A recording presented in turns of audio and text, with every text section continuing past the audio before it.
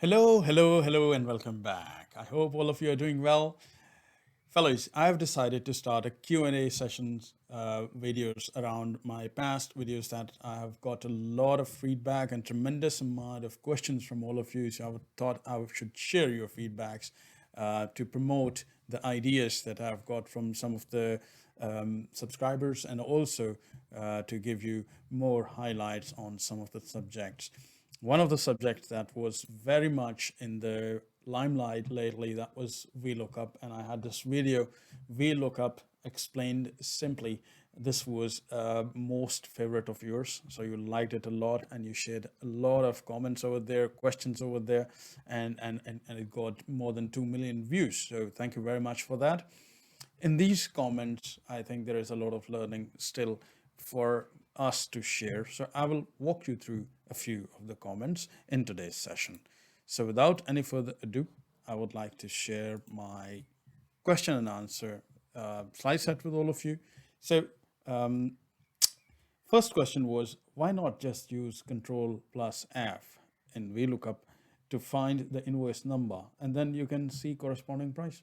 Why to go for this VLOOKUP and all that? Just press Control F and find it. It's simple, no? Good question. And my answer to this was that that's one way of doing it. However, if you have hundreds and thousands of line items on invoices or whatever, then it's practically impossible to search each one of them with Control F. So it will consume a lot of your time to search each of the invoice and find features. So I hope it helped to understand the rationale behind the feature. Thanks a lot for your question. Let's move on to question number 2. The question number 2 comes in, can we use VLOOKUP in Excel 2007? Obviously, my answer was yes, of course, you can. Question number 3 that we got was from the username I've put in here, KokarG. I have created a rate list in Excel sheet, and in the other sheet, I have created an invoice, and I want to write a word inside the invoice that I have created, which is in the rate list, and the result will come out automatically. Come on, and the price of it has come out, and I want that if I want any other test, I have to write only once. There is a physical test. In LFT, I just write his L and FT will come automatically and his price will also be automatic. How is it possible to take by VLOOKUP? So answer to the question, if I understood correctly the question, then I will recommend to use Autofill feature to complete the test. So this circumstance and scenario demands to use autofill feature in Excel rather than VLOOKUP. And it's also very important to understand that sometimes another feature in Excel might be handy. So we don't have to narrow down our approach in one specific feature. We should look into the opportunities to use multiple other features as well. And that's exactly why I would recommend you to stay tuned to my channel and look into the videos that I've shared multiple features. And in certain situations, it's better to use a different feature to get the productivity. It's all about productivity, how you can get it. The next question came from Kovic KK. VLOOKUP works okay, left to right, as in my video. What if payable amount was on column A and the invoice number was in column E? I know you could say drag the columns, but let's not, and I agree, and I'll explain why. In other words, why won't it work looking right to left?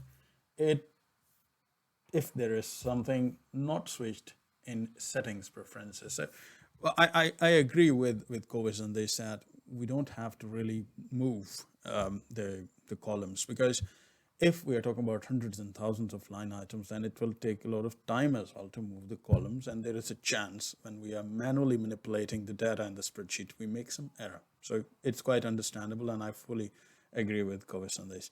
So my answer to this question was that I've recorded a separate video to answer his question, and there is a link down there you can use it. And you can also find this video in the comment section, and I have explained in full detail how this can be managed. So there's an alternate technique to approach right to left, so to see how you can do that. So there's another video, guys, in my channel on XLOOKUP. You can use XLOOKUP as well to search anyways. So this is the link that you can find in the description as well. I hope it will be helpful for all of you. The next question from our subscriber S has come. I use converter currency to English. I use this function to convert numbers to words.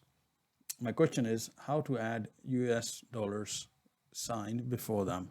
So simple answer, wherever you have the numbers, you can simply pull in Control-1, and formatting option, you can choose a dollar sign before the USD.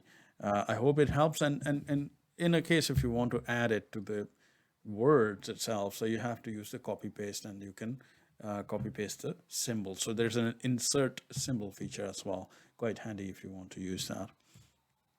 Next question is from Rima Lahwa Tessera. Sorry for the pronunciation if I messed it up. My question is, if I want to come up with multiple informations of the row, like I want to see the result of column 3 to 5 when I enter the invoice number, what will be the common in VLOOKUP, or is it a different comment? Okay, so my suggestion to my subscriber was that you must enter specific column that you want to see data from, for example 4, 3, 5, and I've explained in the video how you can choose the columns in the syntax of Microsoft Excel's VLOOKUP feature. So with this, I will come to the next question, that is from Anand G. And is there any or a way to return multiple columns from the source to destination at one shot instead of putting VLOOKUP at each? Yes, it's possible with the help of a macro. So you can use a macro, and with the macro you can pull multiple columns in one click. Then that was it, guys, from my side. Thank you very much for joining in today. As I said, I would be conducting this kind of sessions more often to share the ideas, to share the comments, to share multiple questions that came to me from you, so that I can share my opinion in more detail as well. I wish you all a very wonderful day ahead. Thank you very much for joining in. Keep writing, keep questioning me, keep challenging me, and I'll try to get back in my best capacity as much as possible to all of you. And also I would recommend you to subscribe my channel if you didn't do it already, so that you can also get my video notifications in time. I wish you all a safe and good day ahead. Speak to you soon. Till then, ta-da.